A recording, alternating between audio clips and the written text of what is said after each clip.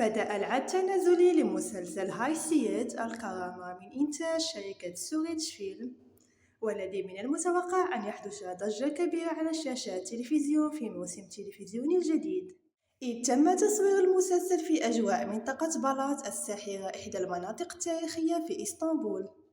وقد بدأ بالفعل بجذب انتباه المشاهدين بفضل طاقم الممثلين النجوم وقصته الطموحة.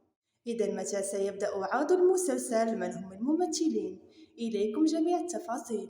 مسلسل الكرامة هايسيات هو مسلسل تركي جديد، إذ تدور أحداثه حول عائلة بسيطة من الطبقة العاملة تخوض معركة الدفاع عن كرامتها في مواجهة عائلة ثرية، قبل أن تتقاطع طرق محمد الذي يجسد دوره دوغوكان جونجو، وسيماي التي تجسد دورها ميريح أوزتوك، المنتمين إلى عالمين مختلفين تماماً.